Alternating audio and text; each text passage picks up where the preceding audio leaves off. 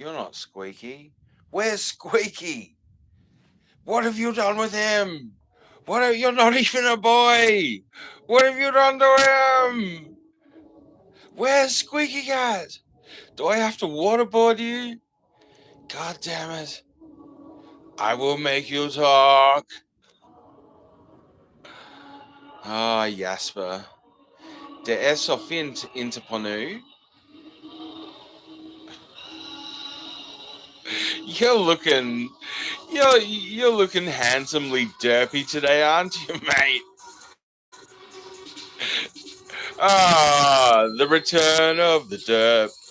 Return of the derp.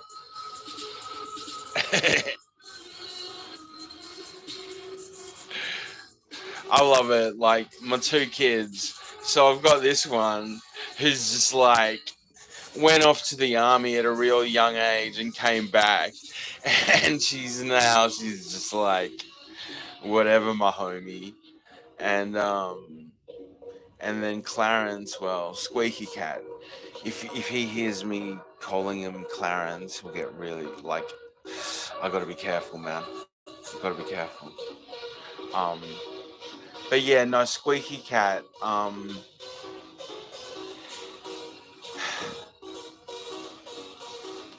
Squeaky Cat sure has turned into a fine specimen of feline extraction. You know,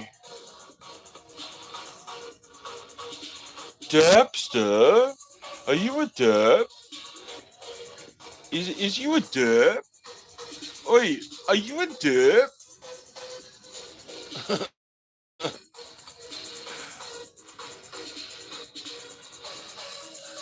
I think she's taken her exit. Maybe.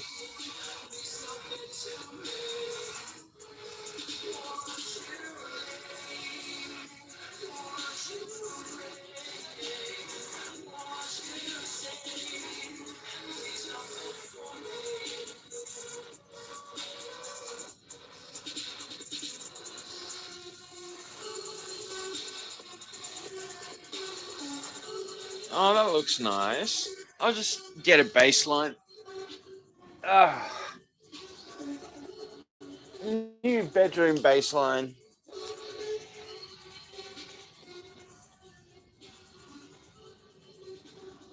I finally have myself an authentic bedroom setup. Um,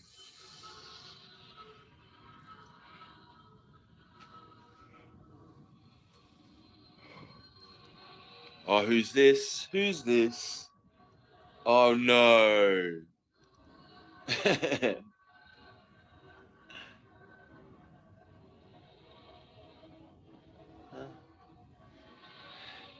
Someone might be making an appearance in like a minute. But look, it's Sunday morning here. Baruch Hashem.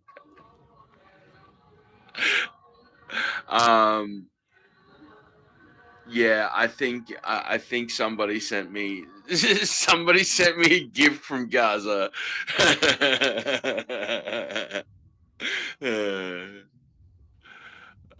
Squeaky Cat, fuck you, man. How can you make me say shit like that? This is not right. But look, if you've got a problem with what I'm saying, fucking take it up with Squeaky Cat. Because end of the day, he pays the bills. So don't fucking shoot the messenger. Even if I enjoy saying what I'm saying, it doesn't mean that I'm any more culpable, man. Free agency, brother. Doesn't doesn't work when you're a slave to a squeaky cat, you know.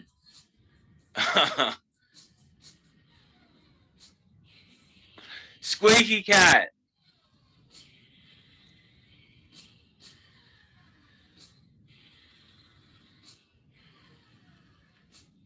If you're watching this in repeat, you'll want to drop that into double speed for a couple of minutes, and then it'll turn up, I'm sure.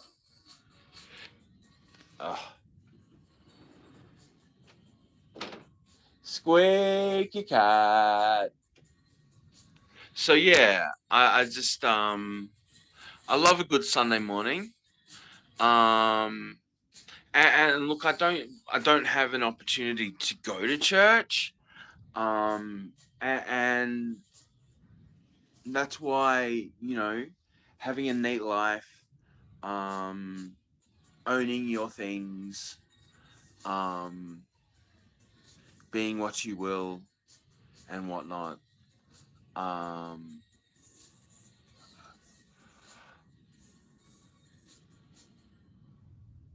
ugh. You've got to make you've got to make you a chapel. You know what I mean? Like, one must have their chapels. You know. Um, so you know what I mean? Like, there's church and there's chapel. Maybe there's not that much culture of that in America. Um, how you say, like, all the private schools, have chapels in Australia, at least. Um, at least the Christian ones. Maybe, I don't know. I don't know about Catholic. I guess Catholics would have chapels, but definitely Anglicans. Because you don't, yeah, no, because Catholic schools are built at churches. That's right. That's right. Um, but yeah, Anglican schools have, Christian, like, how you say, Church of England schools have chapels, you know, and and obviously you guys have wedding chapels and things like that. Um, that's interesting. It's like, yeah, in America you think of chapel, you think of wedding chapel, but that is not, you know, it's like all these wedding chapels. Why the fuck aren't they doing other chapel service work? You know what I mean? Like, um, the thing I would say about how to move ahead with your economy is to start thinking in terms of a 24-hour economy. You know what I mean? So have multiple businesses running out of the same um property at different times of the day. You know what I mean? And also, like, having how like true kind of timeshare work environments where where people work on different, different businesses working at different times in different spaces. um you know what I mean? Um like a fucking, like those old school fucking cam girl rooms. You know what I mean? Which I guess they still run in Colombia and stuff or whatever. But oh god, uh,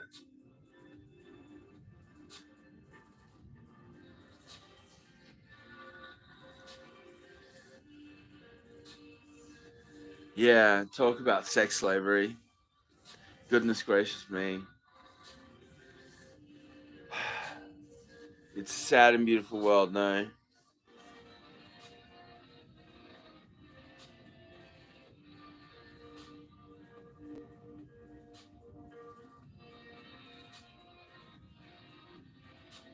I don't know, man. This whole streaming thing kind of disgusts me. Um, obviously, because what I do is not streaming. Um, and it's just like it's like, what is it? It's like going back to telemarketing or something. Like, it's just it's like a fucking, like, the whole thing of, lonely fans being an online brothel. It's like, yeah, but what the fuck does that make fucking these fucking filthy live streaming sites with fucking just women fucking standing around talking to each other. I think Tango is a lots of boobs, like fucking heaps of boobs, eh? And Bigo is just fucking, You got some interesting dudes, as you always do, but mostly it's just fucking emos. I don't know, they got them fucking and just fucking shit talking cunts fucking making a living off it, you know. But I don't know, man. It's like if you ain't got nothing for posterity, what the fuck are you doing it for? You know, in the end, that's how I found it. I mean, that's why I use YouTube, and I'll always use YouTube, and I can't be fucked with anything else. It's because I know that YouTube, being um, a video-based social media site, it will always have the densest capital to weather through. You know what I mean? Like at this stage, if you put anything on Facebook, the amount of fucking shit is on Facebook now. Fucking Mark Zuckerman and his band of merry fucking non-binary, non-male type specimen creatures. Um, you know, where's the maps? Where's the maps to the maps? Can someone tell me where the map? You know, forget the maps to the stars. I want the maps to the maps. I want to congratulate them for being so brave, for doing so much emotional work. You know, and really taking the home, you know, taking the work home with them. You know what I mean? Like doing all that emotional homework that they're doing, just about like you know, being so good, and you know, even though they have disgusting, filthy, horrible ideas in their mind about young kids, you know, we really should commend them for, like, you know, just being so brave and like not doing anything about it. You know what I mean? Like, it's just so brave.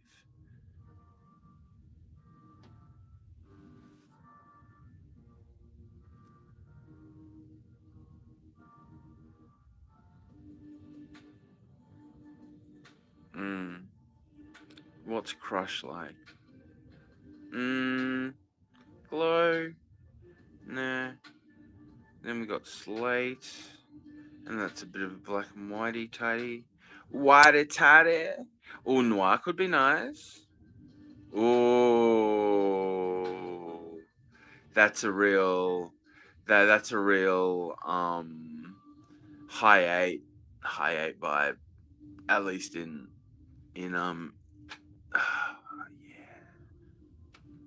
yeah. That could pass for early digital.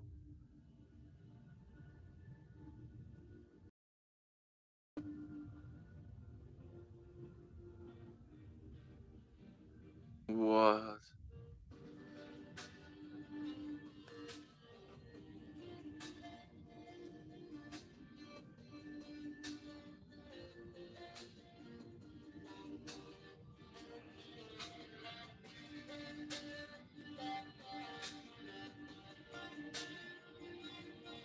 That's crazy. Check out this.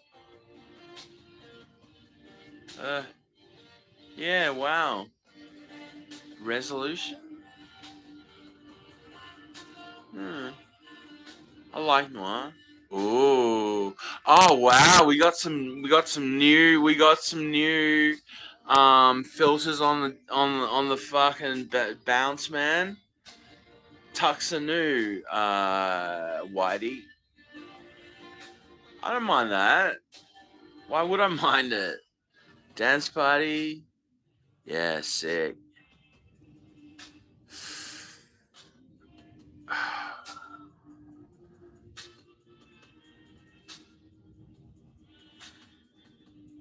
Yeah, okay. And what's Dream looking like now? Yeah, 8 mil. Always nice. Like, this is such a goddamn nice filter. Like, because I have used 8 millimeter. Some of the first things one of the first things I ever shot on film, obviously, was 8 millimeter. Um, yeah,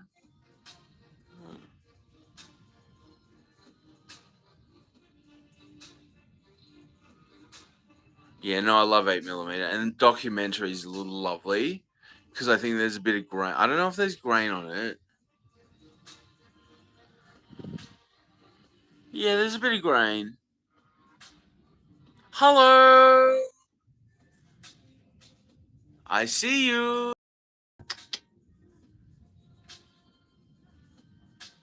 Sepia. Sepia is always nice. But see, I need something that's just like fucking contrast the fuck out. Like yeah, CTFO is what I need sometimes. Maybe I need to patent fucking CTFO. Okay. So sepia doesn't have any color, does it? Or is it is it like a really, you know what I mean? Like, I don't know. You could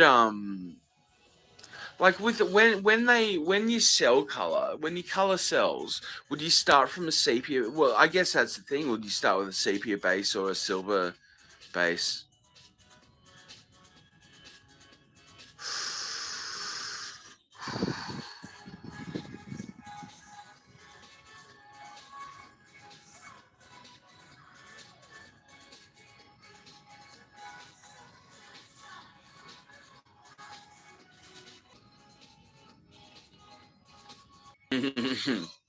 F around and you find F around and you find out. So F around and you find out. So oops. Okay. What did I want? Yeah.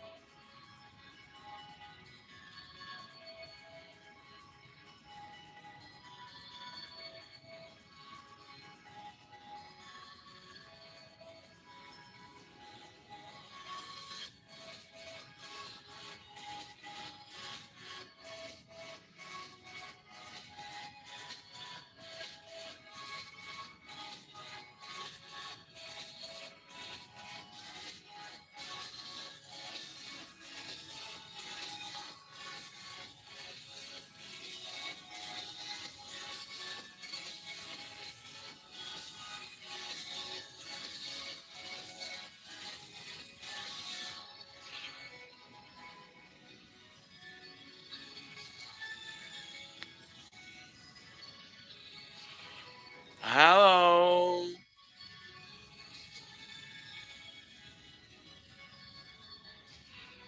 Okay. Uh,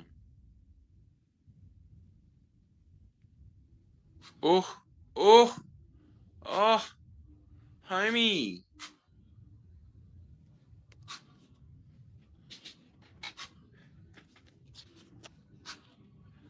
Yeah. And that's I was gonna say. I've got my pod. I've got my sanctuary now.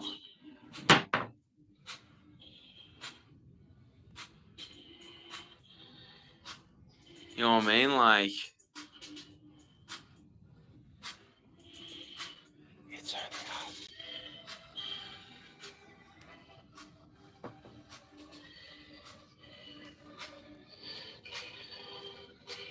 It's just us, isn't it?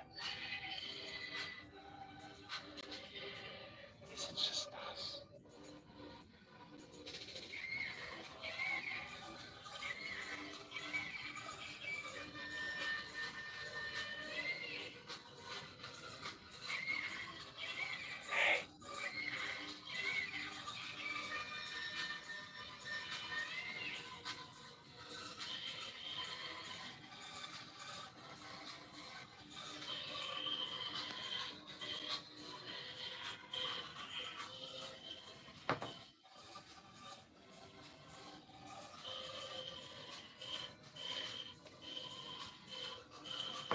It's like when when you're like us.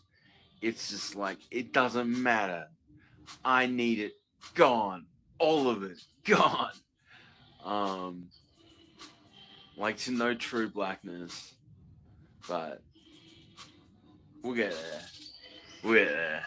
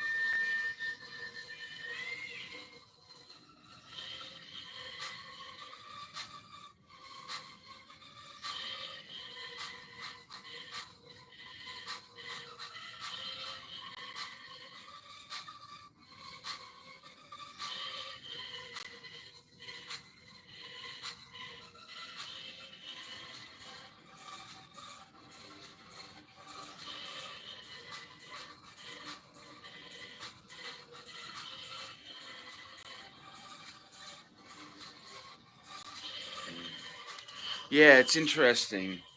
All these things you realize, no, it's not, myth and ritual, what comes first? You know, rituals create myths. Really? That was what I was taught at college. Rituals create myths. Um it's baloney.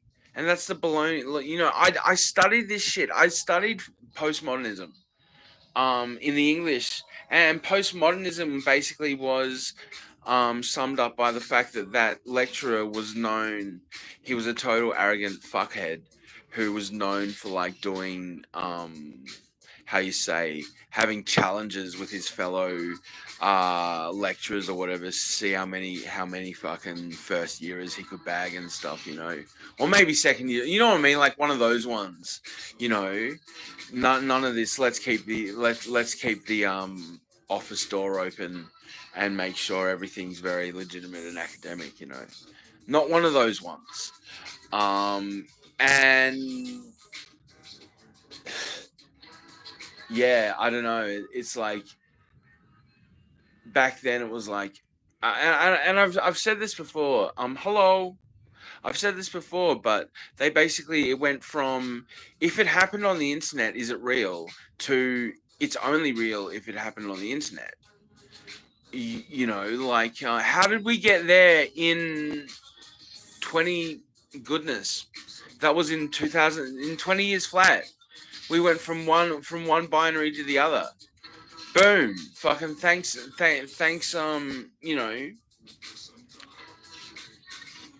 and look, I'm not saying that it were ever unable to not happen like that, just because of the cybernetic structure of these things.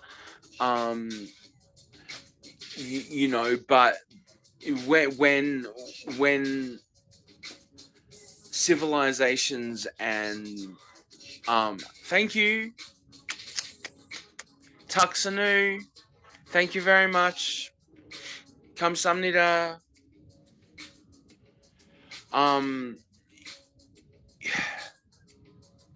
Yeah, it's really, really interesting. The Self Under Siege by Rick Roderick is basically an explanation of the postmodern era, which he created in 1992, 93. And I mean, look, I haven't looked him up. He doesn't seem to be active now. If he's still alive by some fucking miracle, big up to Mr. Rick Roderick. Otherwise, I would say rest in peace to this very, very, very good Southern gentleman. Rick Roderick, really just one of the best lecturers I've ever had the pleasure to kind of spend time with, you know what I mean? So yeah, the self under siege is definitely pivotal for you to understand these things, you know. My well, look, fuck. You just look it up. The Self Under Siege by Rick Roderick. Rick Roderick, Roderick, Roderick, Roderick, Roderick. I love it. It's like how you say George, George, George, George, George, George, George, George, George, George. George, George, George, George, George, George, George. Look, it's George, George, George, George, George, George, George, George, George, George. Oi, is the orgy at George, George, George, George, Georgie's? uh, ah.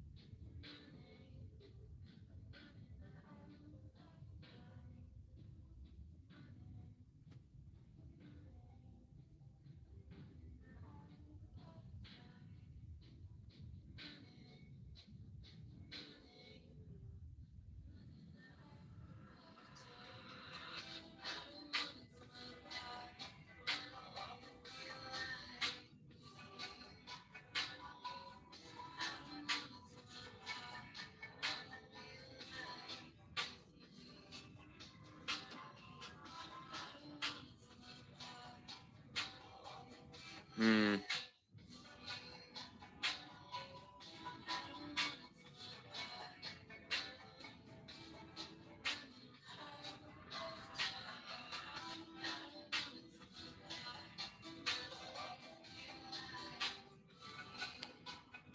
Hello. I hope you're well. I hope your evening of the Saturday cometh to you as you hoped it would. um, let's get settled in and friggin' try not to. All my effing and jeffing. I'm trying, you know. I really am. Um, and the whole thing is nobody could tell me not to F and Jeff when I felt the need to, you know. And the simple fact is that that's the way that faith comes, you know. You know you're doing the wrong thing, you accept that and know that it won't last forever. And know that when it changes, God will be happy for you, you know what I mean? Like um but to be all puritanical and stuff, like Puritanism never helped any cause, you know. The only thing that helps a cause, especially religious cause, is to be like um, it is to be like we don't judge you. We live by a different moral doctrine to you. We may not agree with what you do, but we are not enemies. But you know what I mean? Like we will not enable you. We will not do things for you that will lead to you actively being unhealthy, but we will always be your neighbors and we will always be your friends. You know what I mean? Like that's kind of how it's got to be. And I mean, you know, maybe injecting global causes into what are ultimately domestic politics makes them seem like there's some kind, you know, gives them some kind of authenticity or um how you say worldliness or something about them. And then you remember, you know, like um if you actually you could pull a whole hoax on these people and make them believe that like Palestine and all of this stuff is actually in America. It's like, look on the map, dude. Look on the map. There's Syria, there's Israel, there's Jordan, there's Lebanon. It's all happening here, dude. It's all optics. It's psyops, bro. It's psyops, bro. You know, and like, you know, depending on where they need to film stuff, they got, you know, Palestine down in Texas and then Palestine up in Illinois. You know, depending on if you need fucking second AD work or whatever, you know. And I mean, there's Lebanon in Georgia. I only know that because I think that was from Death Proof.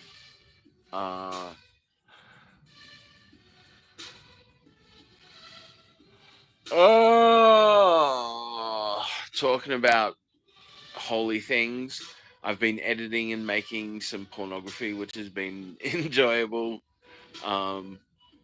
Like editing, it's nice. Just for, you know, personal use and things, and see what's what. But, you know, shooting in this ratio, so that, you know what I mean, like when you want to fucking nut one on the biscuit or whatever, this is a far handier way to be holding, you know, like being all like you know, it doesn't, how you say it, doesn't hit the same. You know what I mean? Like you drop it into anamorphic when you're about to batter when you're about to batter the lens. You know, yeah. And I've been I've done one video. That was pretty fucking hot. um, yeah, it's kind of, you go into like some kind of trance when you know a camera's looking at you, fucking yourself or whatever. So it's nice. I like my wife. So, oh, Misha.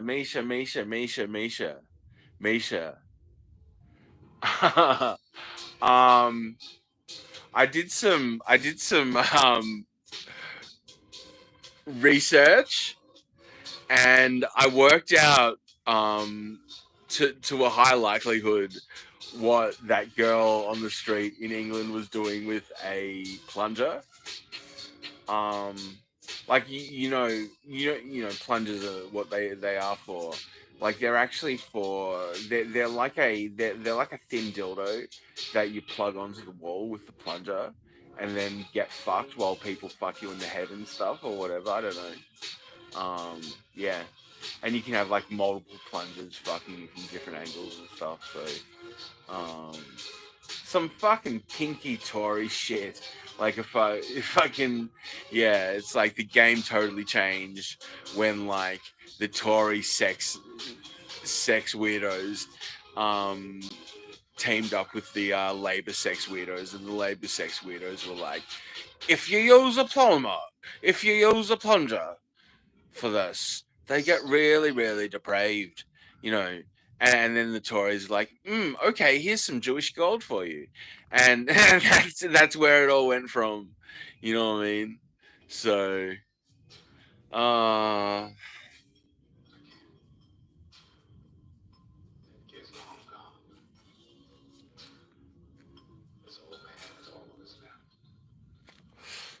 ba ba ba ba.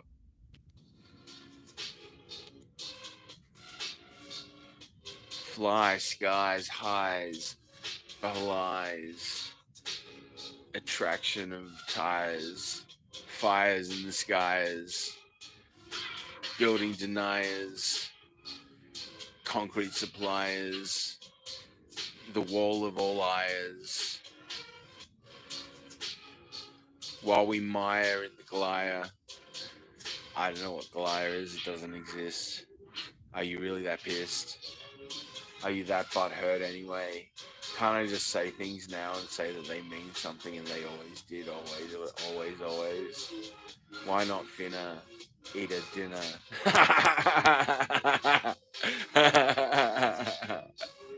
Hey! Why not finna eat a dinner? You're a real winner. Maybe you'll get into the spinner.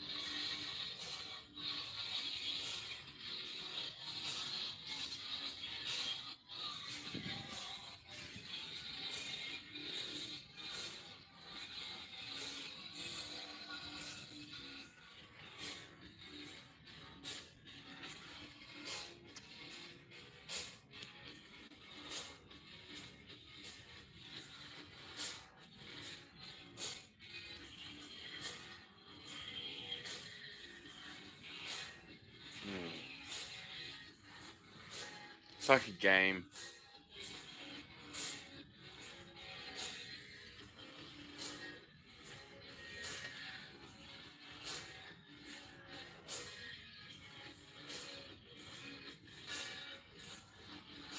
There we go.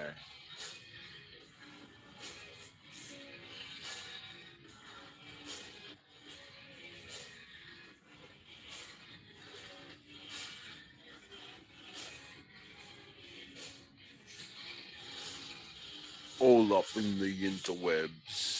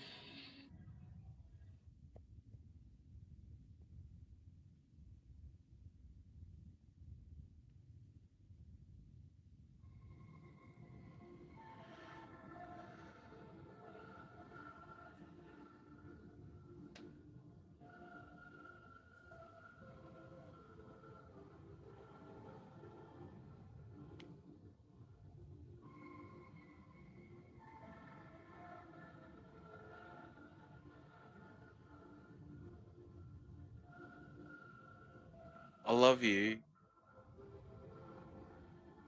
You know I did this all for you. You know I did. I never gave up. I knew I always deserved it. Why wouldn't I deserve it? Why wouldn't I? What did I ever do that was so wrong that I didn't deserve it? You know? I don't get it.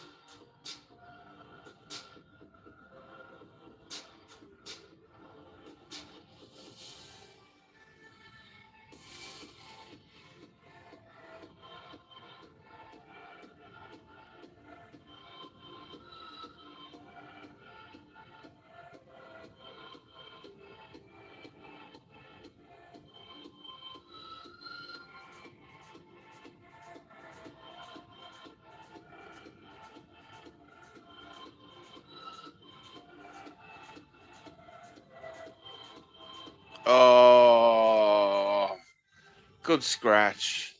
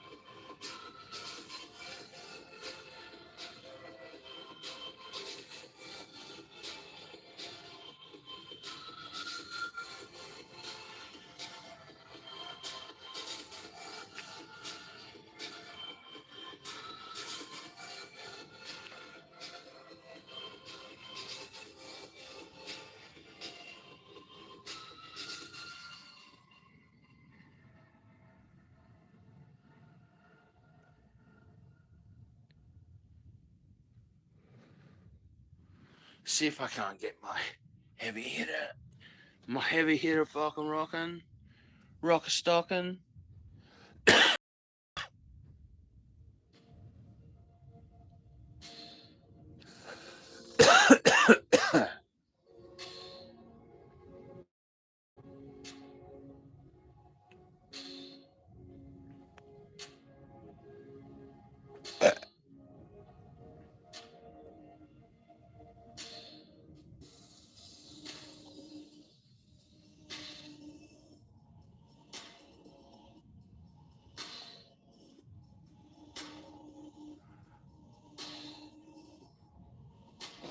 Ah.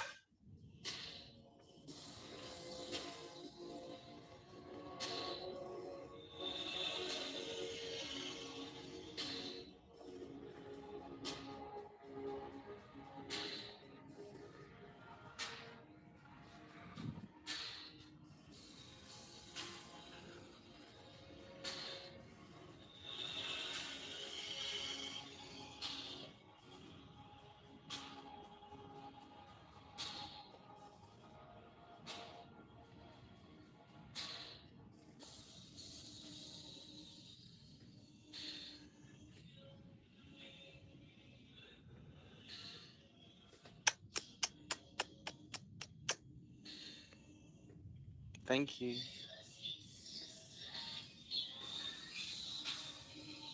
Ow. Something just crawled up my bum, I guess.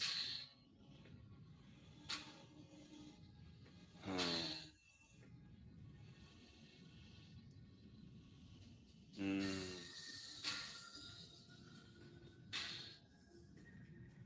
Sometimes you just have to accept when you're a witch, you're a witch. It doesn't mean anything else, it just means you're a witch. You know?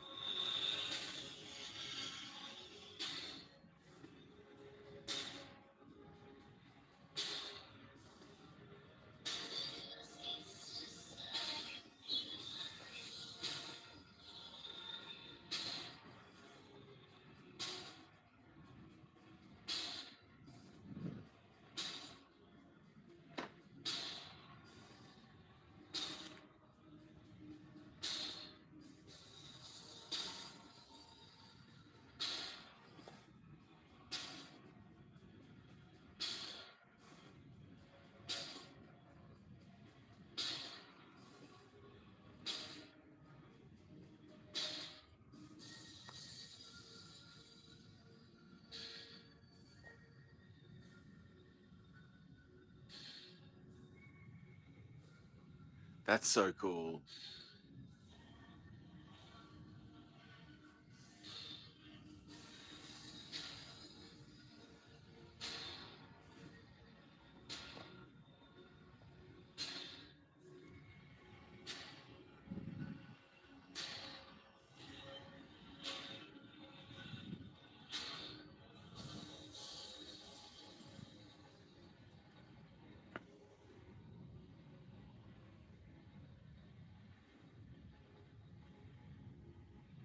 Okay. Yeah, wow, okay.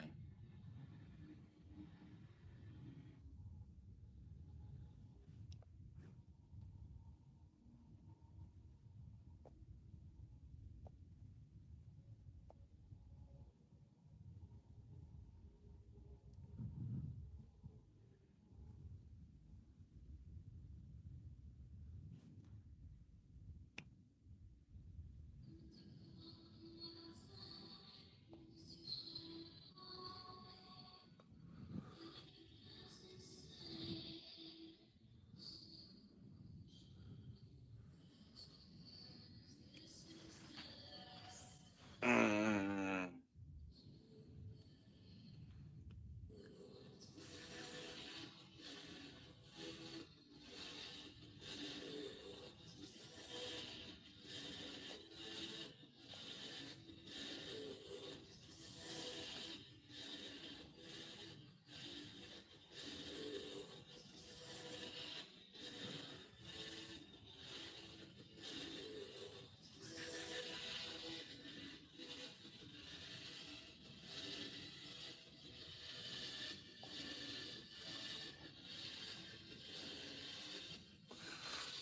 Okay, okay.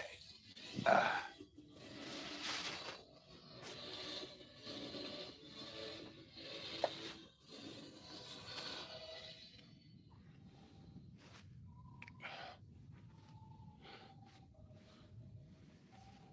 Okay. There we go.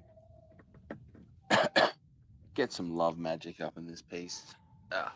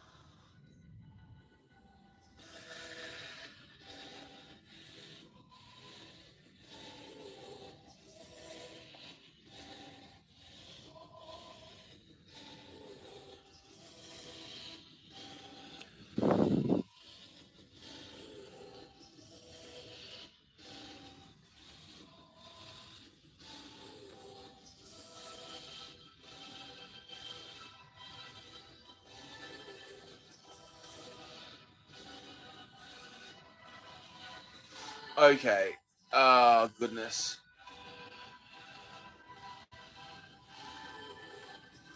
Oh. Oh. Okay. Okay. I promised some Old Testament, so um there we go.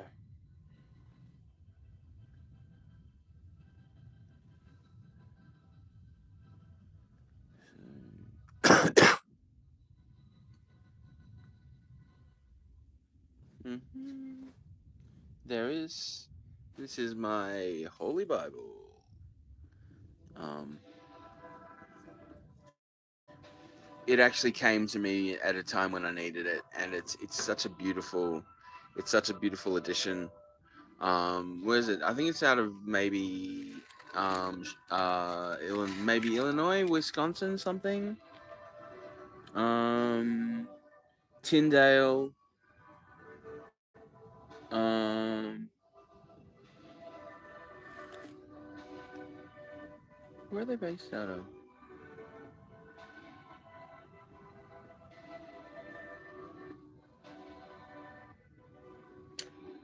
Illinois, yeah, yeah, Wheaton, Illinois.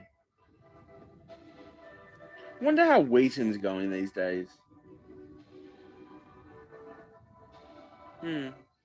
Yeah, no, it's a beautiful. And it's. I think it's a modern one. So so this must have been 2010 last printed, maybe.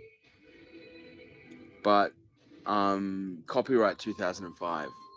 So as you can see, it's a really beautiful kind of modern text. Anyway, um, strap in with. Oh, okay.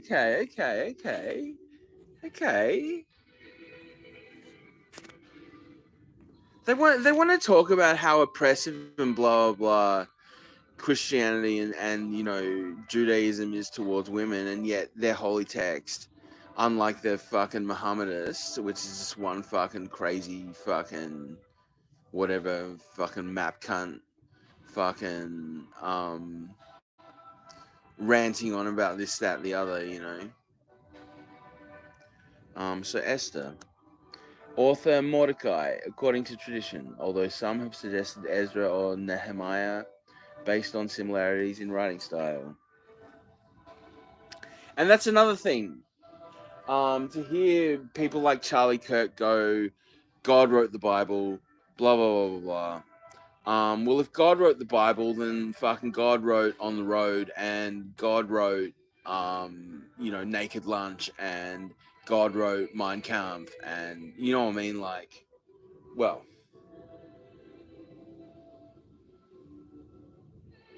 that's how I see it.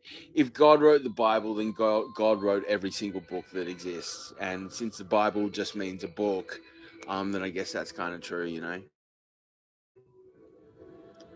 Um, so written 470 BC, content with drama, intrigue, romance, and murder, the Book of Esther tells of the near destruction of the Jewish people. It tells how a Jewish woman named Esther risked her life to save her people. Esther and her uncle lived in the land of Persia, where the Jews were in exile. After Vashti, queen of Persia, insulted her husband, the king, she was deposed, and the king began looking for a new queen. Esther, who was selected for her beauty, but she kept her Jewish nationality a secret. Meanwhile, a wicked man named Haman became the king's advisor and began plotting the extermination of all Jews in the empire. Esther's uncle learned of the plot and begged Esther to intervene, pleading, "Who knows if perhaps you were made queen for just such a time as this?" So Esther risked her life and approached the king about the matter. The king heard her, her the king heard her so Esther risked her life. The king heard her plea, and the Jews were saved, while Haman was hanged on the gallows he had prepared for Esther's uncle. This remarkable deliverance of the Jews is celebrated by the Jewish feast of Purim. There you go. Wow. Xerxes. Okay. King Xerxes. 127 provinces stretching from India to Ethiopia. At that time, Xerxes ruled his empire from his royal throne at the fortress of Susa.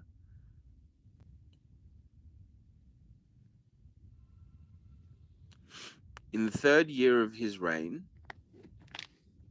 let's get this. Let's get this crap away. Now, I just love that about the Bible. You just pinch a loaf off, and it's always exactly what you need.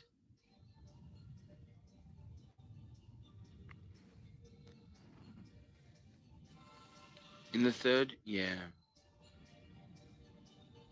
I can't be bothered reading. I'll just, I'll read with you. You don't need me to read.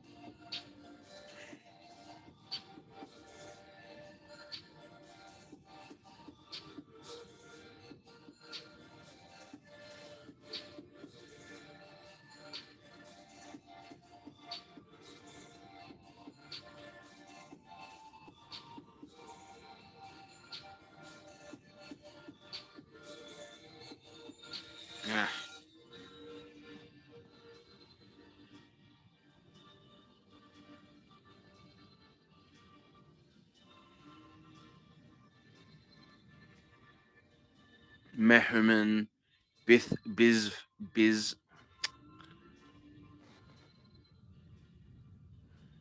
Mehuman, Biztha, Harbona, Bigtha, Abagtha, Zetha, and Carcass.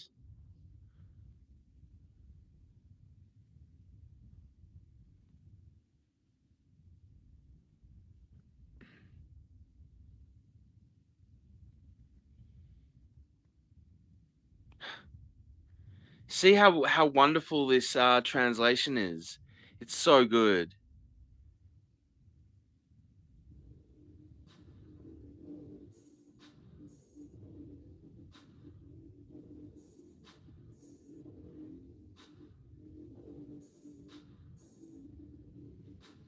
So Kashana, Shatha, Admatha, Tarshish, Mary's, Marsena, Memucan.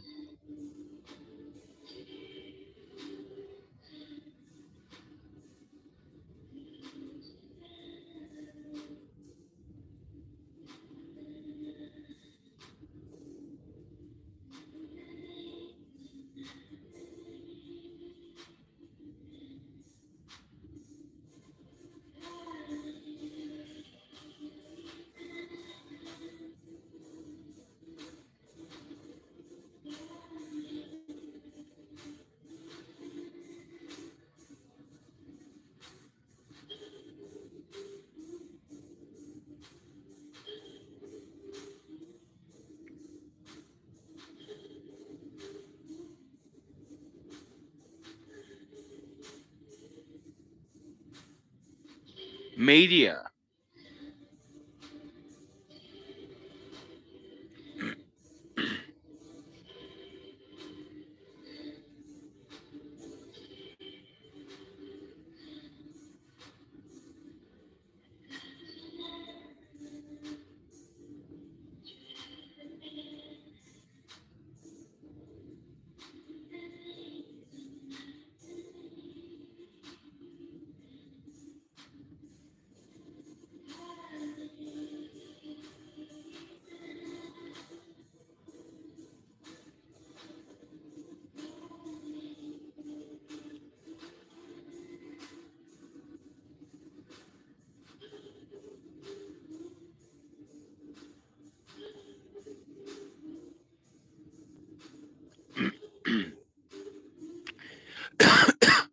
Esther becomes queen.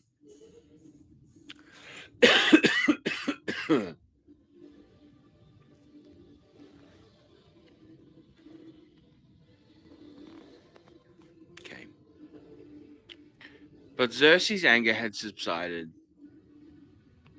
But after Xerxes' anger had subsided, he began thinking about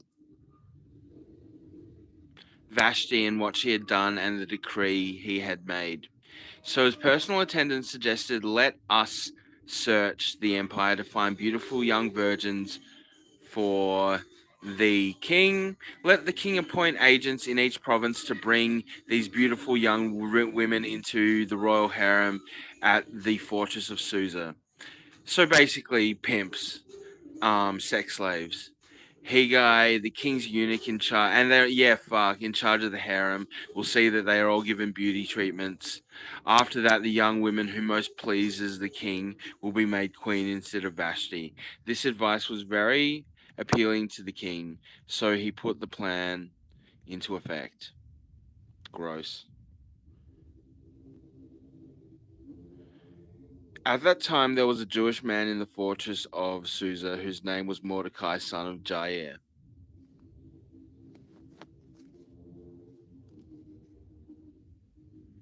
He was from Fidge. My neck. Oh, good. It's a shorty. I like a good short story.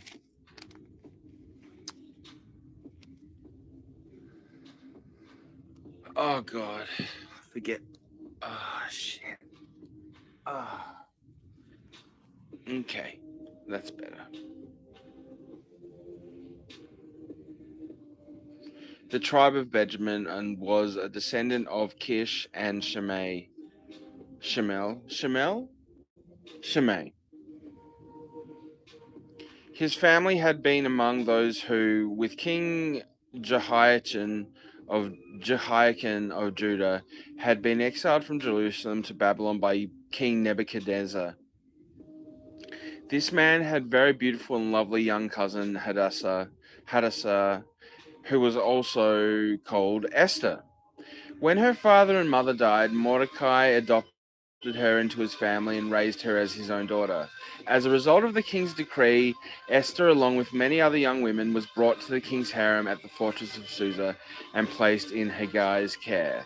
Haggai was very impressed with Esther and treated her kindly. He quickly ordered a special menu for her and provided her beauty treatments. He also assigned her 7 maids specially chosen from the king's palace, and he moved her and her maids into the best place in the harem. Esther had not told anyone of her nationality and family background, because Mordecai had directed her not to do so. Every day Mordecai would take a walk near the courtyard of the harem to find out about Esther and what was happening to her. Before each young woman was taken to the king's bed, she was given the prescribed 12 months of beauty treatment, 6 months with oil of myrrh, followed by 6 months with special perfumes and ointments. When it was time for her to go to the king's palace, she was given her choice of whatever clothing or jewelry she wanted to take from the harem. That evening she was taken to the king's private rooms, and the next morning was brought to the second harem where the king's wives lived. There she would be under the care of Shazgaz, the king's eunuch in charge of the concubines. She would never go to the king again unless he had especially enjoyed her and requested her by name.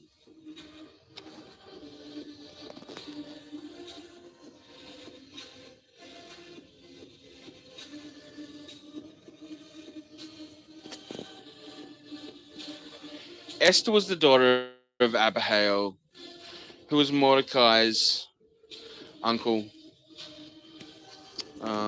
Yeah.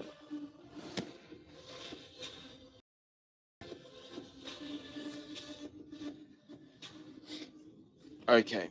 Esther was the daughter of Abihail, who was Mordecai's uncle. Mordecai had adopted his younger cousin Esther. When it was Esther's turn to go to the king, she accepted the advice of Haggai, the eunuch in charge of the harem. She asked for nothing except what he suggested, and she was admired by everyone who saw her. Esther was taken to King Xerxes at the royal palace in early winter of the 7th year of his reign, and the king loved Esther more than any of the other young women. He was so delighted with her that he set the royal crown on her head and declared her queen instead of Vashti. To celebrate the occasion, he gave a great banquet to Esther's honor for all his nobles and officials, declaring a public holiday for the provinces and giving generous gifts to everyone. Even after all the young women had been transferred to the second harem and Mordecai had become a palace official, um, Esther continued to keep her family background and nationality a secret. Um, she was still following Mordecai's directions, just as she did when she had lived in his home. One day, as Mordecai was on duty at the king's gate, 2 of the king's eunuchs. He's got a lot of fucking dickless men, doesn't he? Fucking testicles, fucking dudes, eh? That's, yeah, wow. Big Thana and Teresh. Big Thana and Teresh, um, who were guards at the door of the king's private quarters, became angry at King Xerxes and plotted to assassinate him. But Mordecai heard about the plot and gave the information to Queen Esther. She then told the king about it and gave Mordecai credit for the report. When an investigation was made and Mordecai's story was found to be true, the 2 men were impaled on a sharpened pole. This was all recorded in the book of the history of King Xerxes' reign.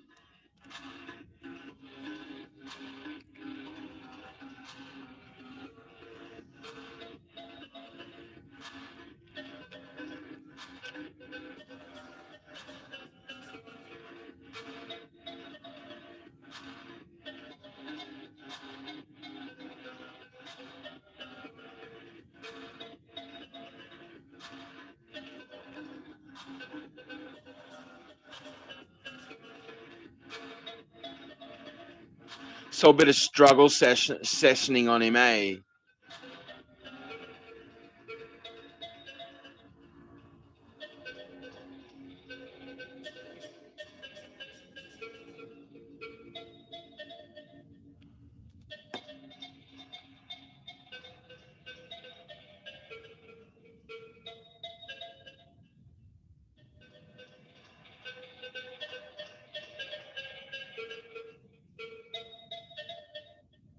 God damn it. Come on. This is Old Testament playbook. Makes you wonder what day and age we're living in now.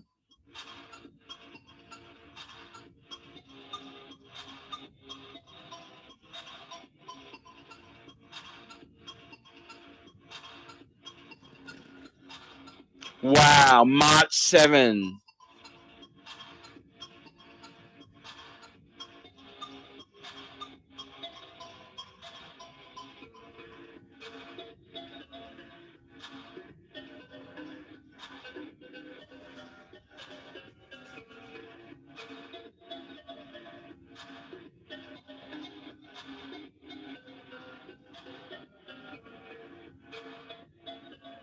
$10,000 large sacks of silver.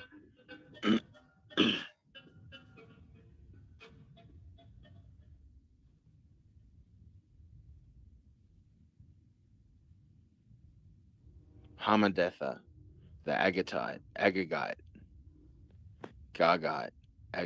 the enemy of the Jews.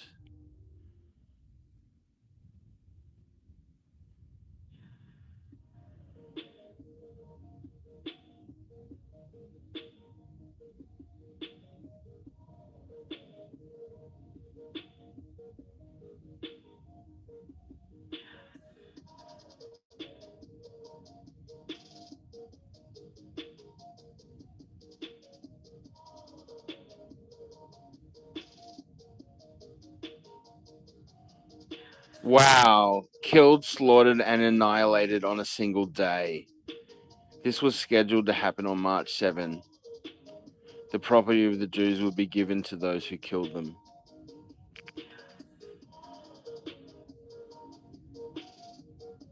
Wow.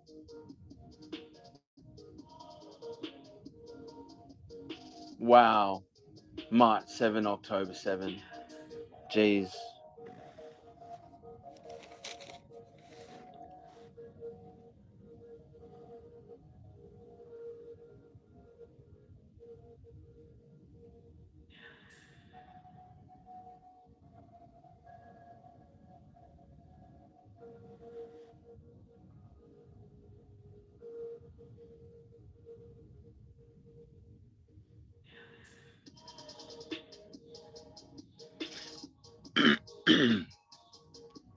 When Mordecai learned about all that had happened, he tore his clothes, put on burlap and ashes, and went out into the city,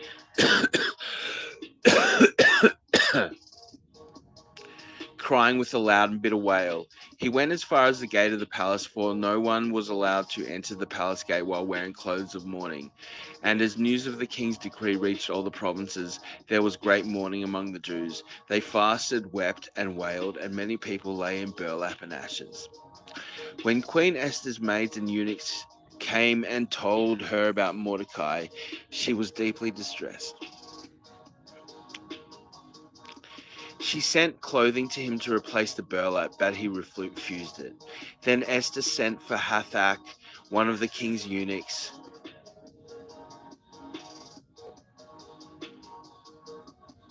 who had been appointed as her attendant.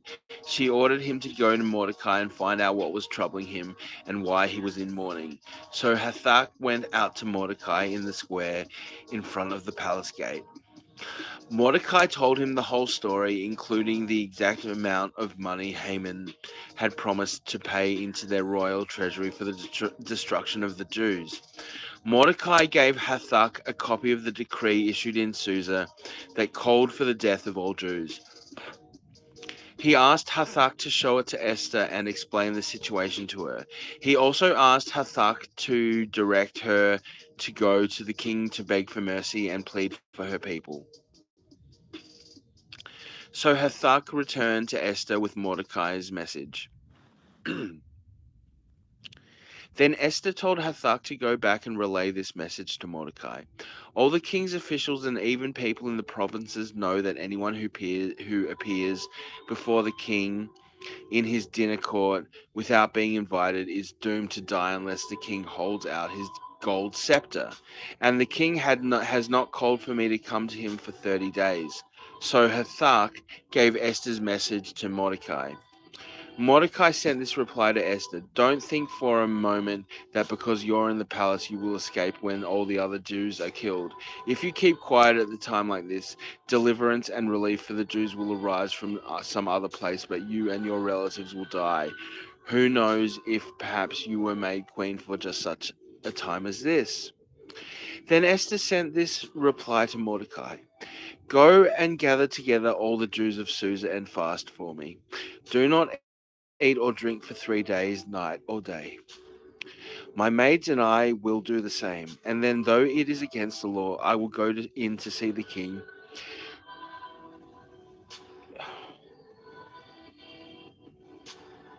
If I must die, I must die.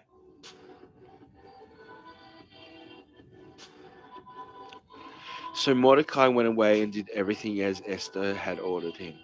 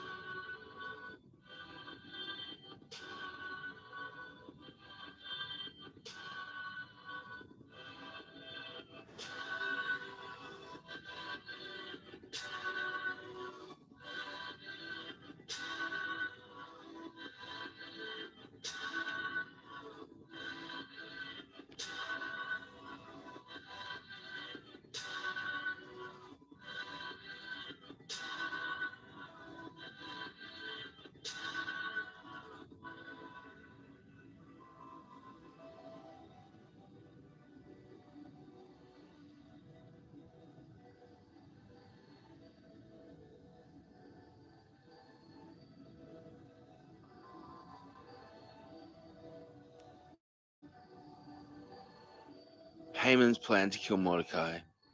Oh no, okay.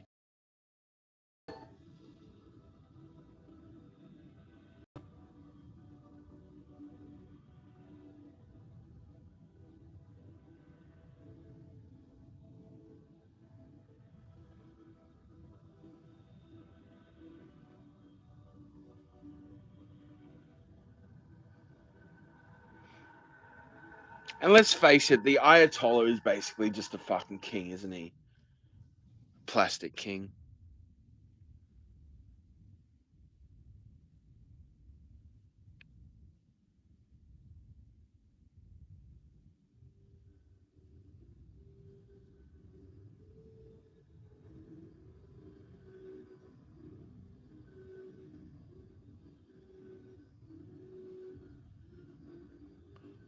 Mordecai the Jew.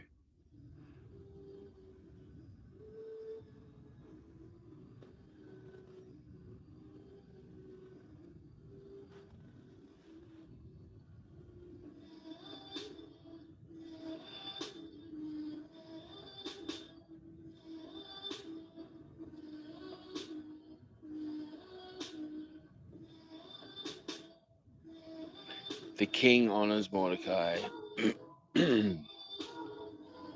That night the king had trouble sleeping, so he ordered an attendant to bring the book of the history of his reign so it could be read to him.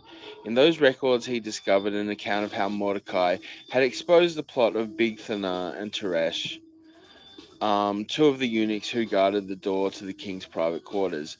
They had plotted to assassinate King Xerxes. What reward or recognition did we ever give to Mordecai for this? The king asked.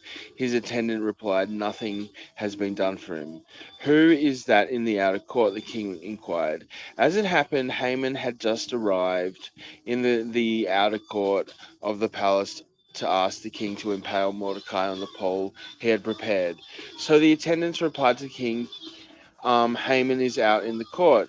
Bring him in, the king ordered. So Haman came in, and the king said, What should I do to honor a man who truly pleases me? Haman thought to himself, Whom would the king wish to honor more than me? So he replied, If the king wishes to honor someone, he should bring out one of the king's own royal robes, as well as a horse that the king himself has ridden, one with a royal emblem on its head. Let the robes and the horse be handed over to one of the king's most noble officials, and let him see that the man whom the king wishes to honor is dressed in the king's robes and led through the city square on the king's horse. Have the official...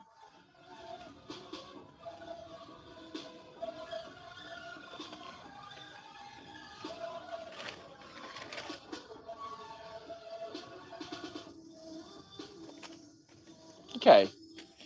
Um, shout as they go, This is what the king does for someone he wishes to honor. Excellent, the king said to Haman. Quick, take the robes and my horse, and do just as you have said for Mordecai, the Jew who sits at the gate of the palace. Leave out nothing you have suggested. So Haman took the robes and put them on Mordecai, placed him on the king's horse, and led him through the city square, shouting, This is what the king does for someone he wishes to honor. Afterward, Mordecai returned to the palace gate, but Haman hurried home, dejected and completely humiliated. When Haman told his wife Zeresh and all his friends what had happened, his wise advisors and his wife said, Since Mordecai, this man who has humiliated you, is of Jewish birth, you will never succeed in your plans against him. It will be fatal to continue opposing him. While they were still talking, the king's eunuchs arrived and quickly took Haman to the banquet Esther had prepared. It's getting good. That's what I love. That's what I love about the Old Testament. It's like a pot boiler. Um, there's such good stories. Um,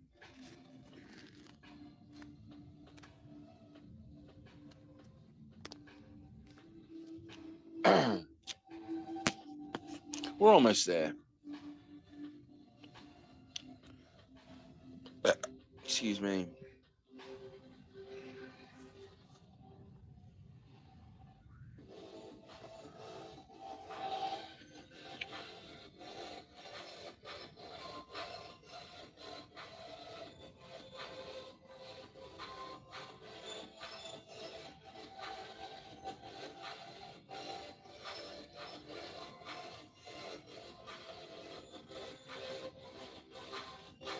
I will give it to you, even if it is half the kingdom.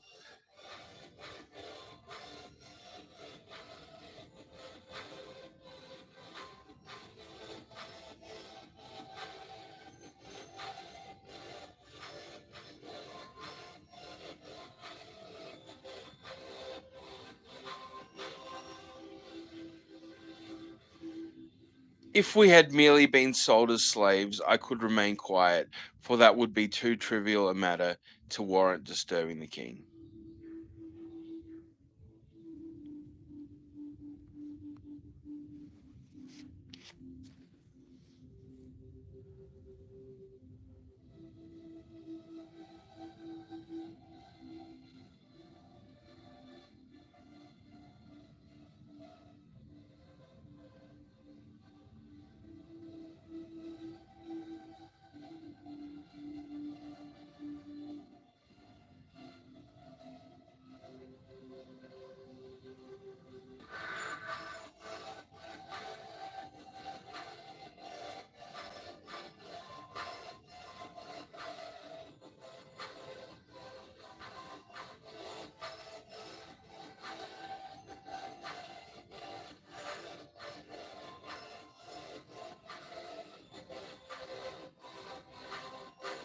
Oh, mm, wow. A decree to help the Jews. On that same day, King Xerxes gave the property of Haman, the enemy of the Jews. Haman! Haman! Oh, wow. Just hit me then. So that's where they get their name from. Hamas from Haman. I wonder if they fucking remember this cat. I wonder if he's in the fucking Quran as a fucking glorious fucking warrior of God or something.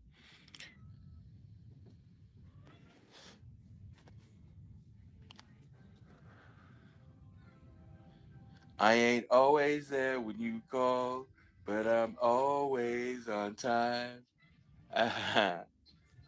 Buddy.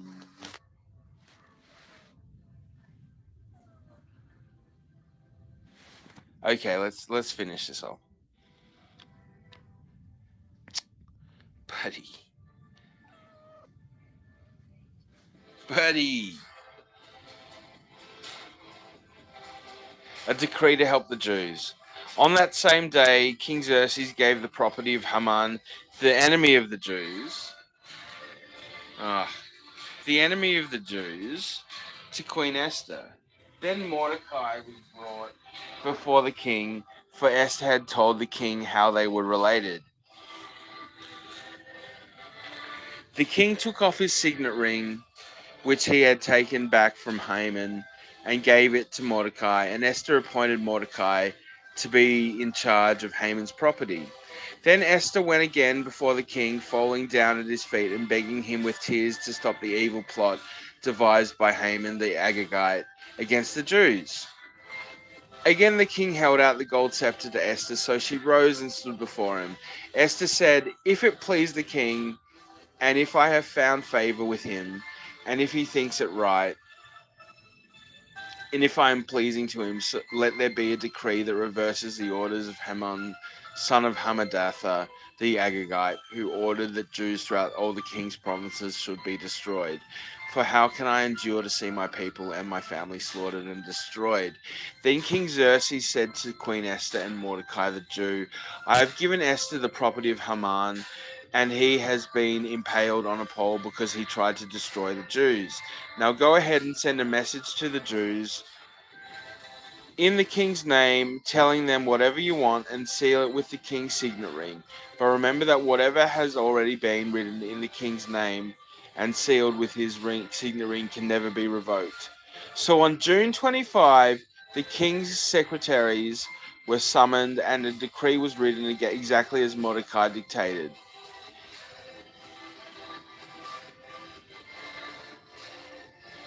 It was sent to the Jews and to the highest officers, the governor from India to Ethiopia, governors, and the nobles of all the 127 provinces.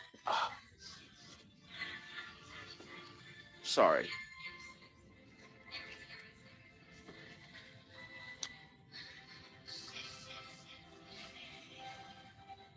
Okay. So on June 25, no.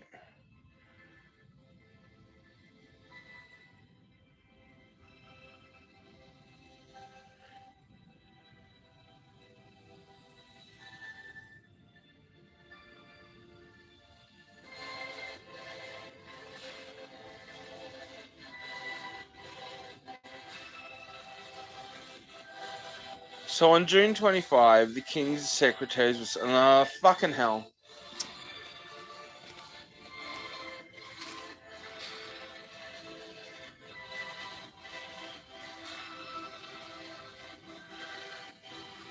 So on June 25, the king's secretaries were summoned, and a decree was written exactly as Mordecai dictated.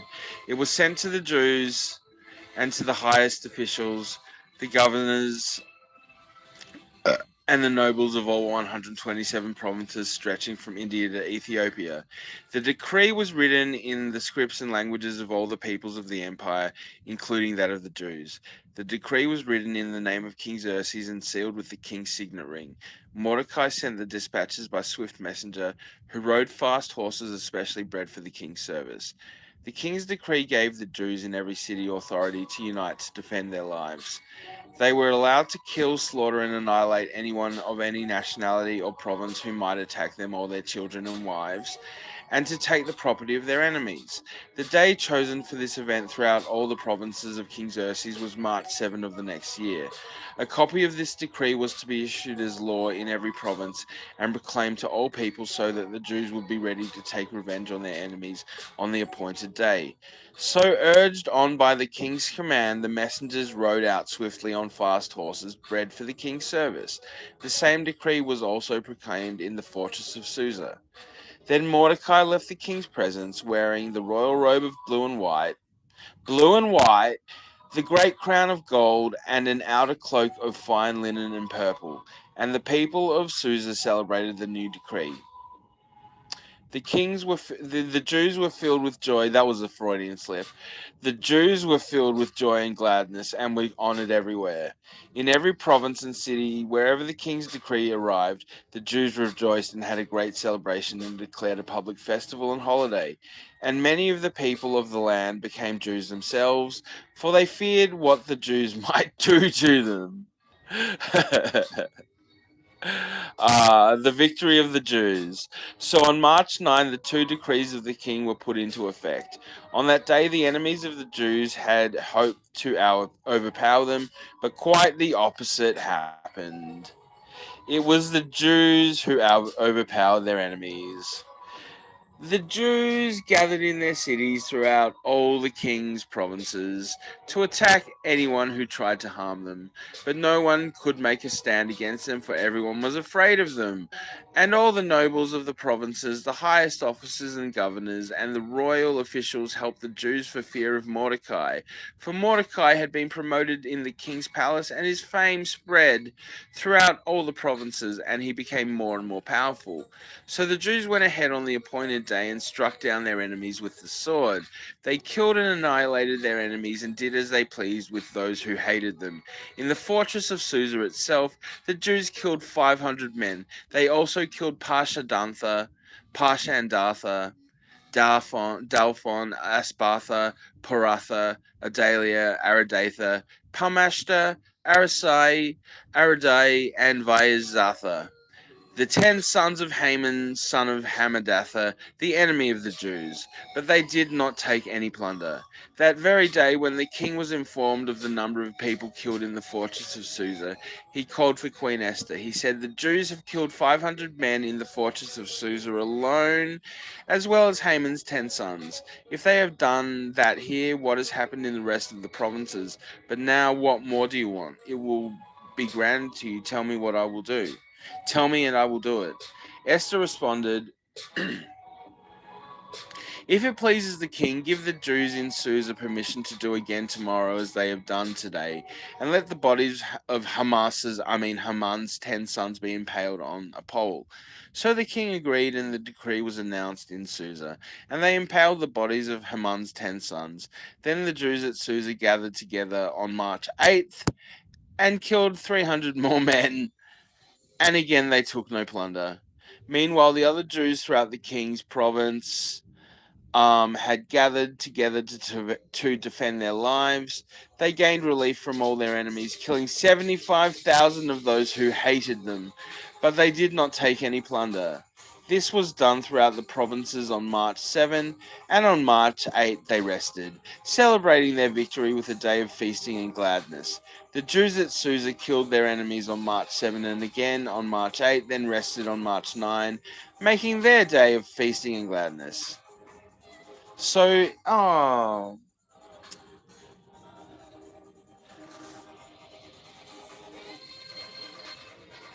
So to this day, rural Jews living in remote villages celebrate an annual festival and holiday on the appointed day in late winter, when they rejoice and send gifts of food to each other. Mordecai recorded these events and sent letters to the Jews near and far, throughout all the provinces of King Xerxes, calling on them to celebrate an annual festival on these 2 days. He told them to celebrate these days with feasting and gladness, and by giving gifts of food to each other and present presents to the poor. This would commemorate a time when the Jews had gained relief from their enemies, when their sorrow was turned into gladness and their mourning into joy. So the Jews accepted Mordecai's proposal and adopted this annual custom. Haman, son of Hammedatha to Agagite, the enemy of the Jews, had plotted to crush and destroy them on the date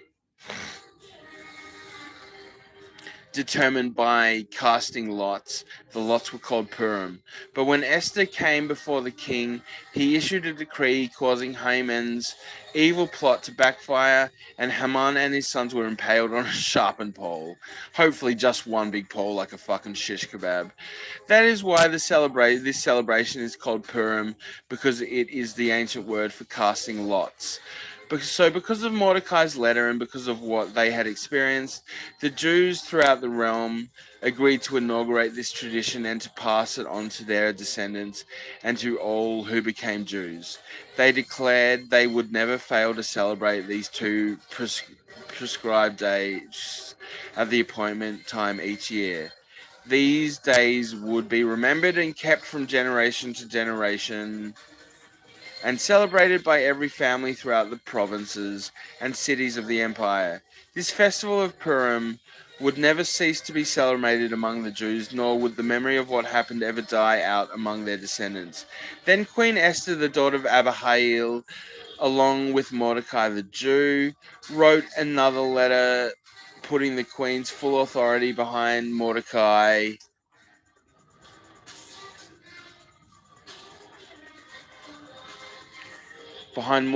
letter to establish the festival of Purim. Letters wishing peace and security were sent to the Jews throughout the 127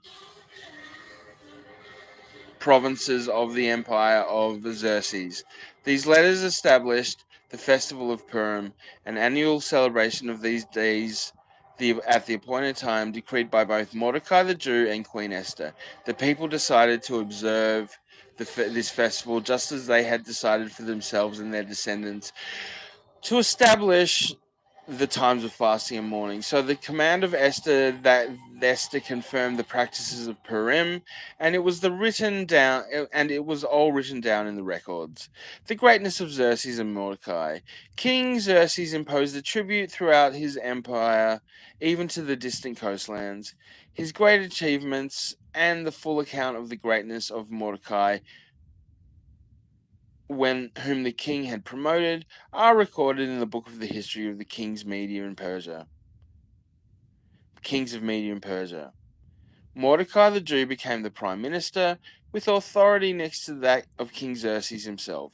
He was very great among the Jews, who held him in high esteem because he continued to work for the good of his people and to speak up for the welfare of all their descendants. Lovely, lovely, lovely. There you go. Wowzers.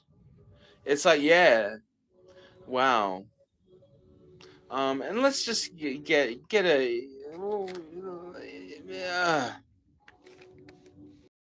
We're getting there. Like, it won't go. Yeah, I just want. Yeah, come on. Come on. There we go. Um.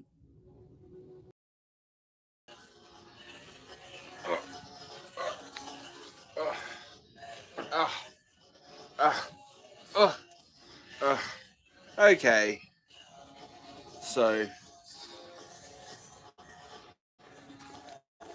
I don't know if that's how that's working for you, but we're going to read Proverbs 9, chapter 9. Just a short one, and then I'll let you go. I've got to knock some things out of the park and stuff, if you know what I mean. So, Proverbs 9. Wisdom has built her house. She has carved its 7 columns. She has prepared it. To those who lack good judgment, she says, "Come eat my food and drink the wine I have mixed. Leave your simple ways behind and begin to live. Learn to use good judgment. Anyone who rebukes a mocker will get an insult in return. Anyone who corrects the wicked will get hurt. So don't bother correcting mockers, they will only hate you, but correct the wise and they will love you. Instruct the wise and they will be even wiser. Teach the righteous and they will learn even more. Fear the Lord. Fear of the Lord is the foundation of wisdom. Knowledge of the Holy One results in good judgment. Wisdom will multiply your days and add years to your life. If you become wise, you will be the one to benefit. If you scorn wisdom, you will be the one to suffer. And maybe that's why Gen Z look older, is because, yeah, something like that. Maybe us millennial, especially Gen Y, wisdom will multiply your days. Folly calls for a hearing. The woman named Folly is brash. She's ignorant and doesn't know it. She sits in her doorway on the heights overlooking the city. She calls out to men going by who are minding their own business. Come in with me, she urges the simple. To those who lack good judgment, she says, stolen water is refreshing. Food eaten in secret tastes the best. But little do they know that the dead are there. Her guests are in the depth of the grave.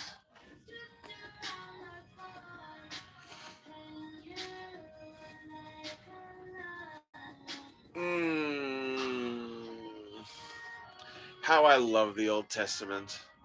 So much fun. It's almost always so much. At least I find it fun. Maybe I'm just weird dude. I don't know.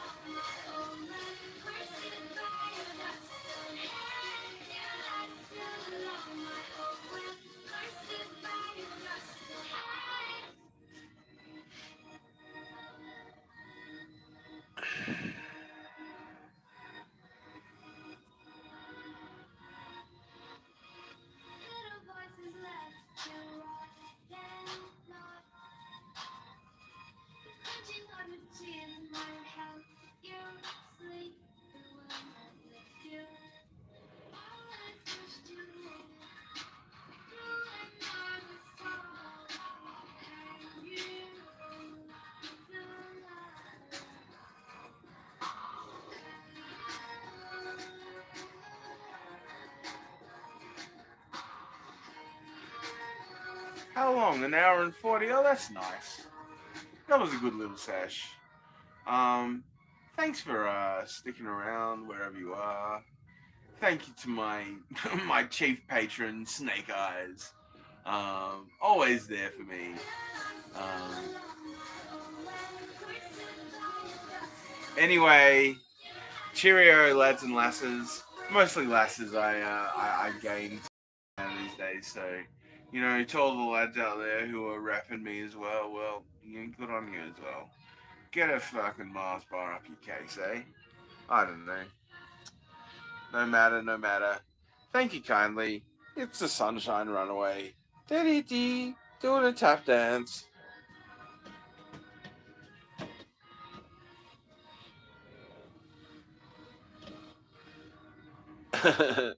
Okay.